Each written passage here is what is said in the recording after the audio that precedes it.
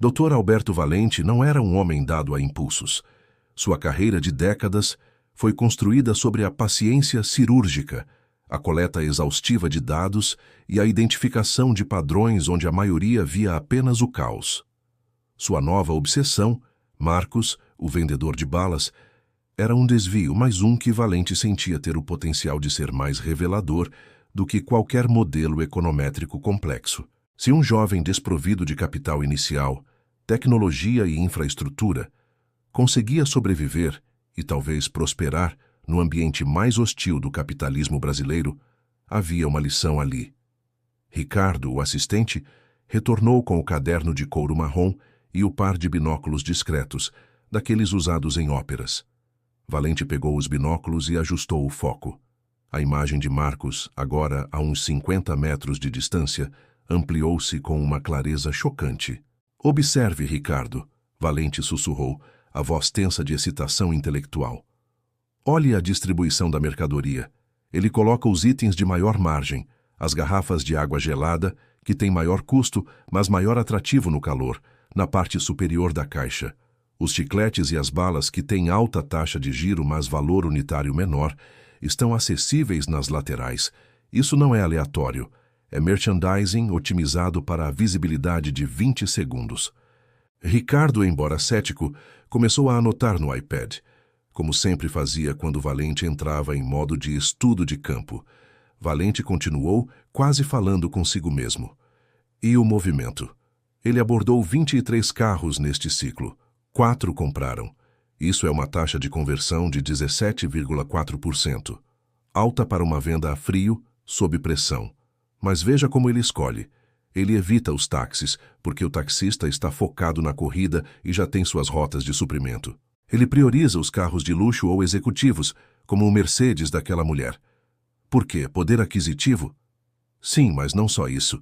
Ele está calculando a taxa de impaciência. Taxa de impaciência, doutor? Ricardo perguntou, digitando rápido. Sim, aquele Mercedes. O motorista estava claramente apressado, com a porta-voz irritada. Eles não se importam com o preço. Eles querem a transação concluída rapidamente para aliviar o tédio ou a sede. Marcos percebeu que a elasticidade de preço para aquele cliente é quase zero. R$ 4 é irrelevante para quem está atrasado para um brunch ou reunião. Enquanto isso, Marcos, do outro lado, continuava sua rotina com a precisão de um pêndulo.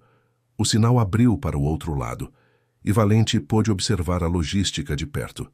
Marcos não ficava parado. Quando o fluxo de carros parava, ele não corria. Ele caminhava com passos medidos, sempre mantendo a distância exata para estender a caixa sem invadir o espaço do veículo, minimizando o risco de acidentes e a hostilidade do motorista.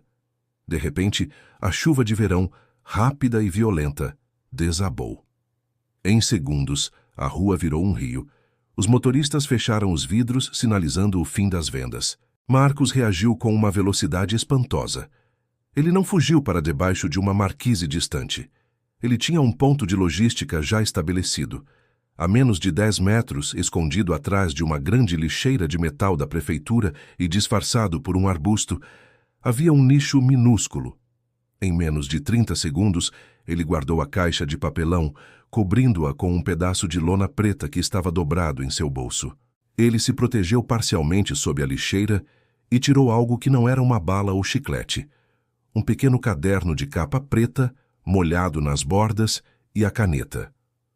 "Veja, ele está fazendo o fechamento diário, Ricardo, no meio do dilúvio", exclamou Valente, quase batendo na mesa. "Ele não está desperdiçando o tempo morto da chuva. Ele está capitalizando-o para a gestão de back-office. É a disciplina just-in-time aplicada à rua." Com o binóculo, Valente conseguiu ver o que Marcos estava rabiscando no caderno. Não eram apenas números. Eram códigos. A 10h45, Faria Lima, 1 PM. 1 água, 10h45. Faria Lima, primeiro pedestre. Multiplicador de 2 3B, 1102 Bandeirantes, SUV P. 3 balas. 11-2 Bandeirantes, SUV preto. Cliente de alta impaciência. Valente estava estupefato. O que ele viu não era um vendedor de rua, era um analista de dados disfarçado. Ele não estava apenas vendendo, estava mapeando o mercado. Cada transação era uma pesquisa de mercado, e o verso da nota de R$ 10 era a chave para rastrear os tipos de clientes e o retorno. A anotação vagabundo da mulher do Mercedes não havia sido descartada. Marcos a havia processado como um dado, um indicador de hostilidade versus poder aquisitivo. A chuva parou tão rápido quanto começou. A umidade subiu, criando uma névoa pesada. Marcos saiu do esconderijo, tirou a lona. As garrafas de água estavam intactas e ainda frias. Seu inventário sobreviveu ileso. Valente fez um sinal para Ricardo. Prepare-se. O ciclo de vendas vai recomeçar. Agora, ele terá um gap de demanda reprimida pós-chuva. Todos estarão com mais sede e mais impacientes. A taxa de conversão vai subir. Ele precisa agir rápido antes que o asfalto seque e o fator de humilhação, a relutância em comprar na rua, volte ao normal. Eu aposto que ele vai aumentar sutilmente o preço da água. E, de fato, quando o novo ciclo vermelho se acendeu, Marcos estava de volta. Ele parou ao lado de um BMW. Água gelada, senhor? R$ 4,50, disse Marcos, com a mesma voz educada. Valente sorriu, uma expressão de fascínio puro. Bingo! Um aumento de 12,5% no preço, justificando o custo da tempestade. Ele está maximizando o lucro no pico da demanda. Marcos está fazendo a gestão de preços dinâmica, Ricardo. O que a Amazon e a Uber fazem com algoritmos de milhões de dólares, ele faz com intuição e um caderno molhado. Valente fechou o binóculo e pousou-o na mesa. Ele pegou o celular, ignorando os pedidos de Ricardo para ligar para a reunião. Ricardo, ligue para minha secretária e peça para ela rastrear a matrícula do Mercedes preto. Aquele que chamou o guri de vagabundo. Quero que ela descubra quem é a proprietária e o motorista. Depois ligue para a prefeitura. Quero saber se há algum registro social sobre um garoto chamado Marcos ou se ele está registrado em alguma escola na região. Vamos começar a investigar o background desse empreendedor. O economista virou a xícara vazia, contemplando a complexidade do que acabara de presenciar. Marcos não era um desocupado. Era um microempresário com uma disciplina rigorosa, operando em um mercado altamente volátil, sem rede de segurança e superando a inflação e a humilhação diária. Valente sentiu uma ponta de vergonha pela mulher do Mercedes e uma atração irresistível pelo enigma do jovem. Ele sabia que a história por trás daquele caderno e daquela caixa de balas era muito maior do que a Faria Lima poderia imaginar.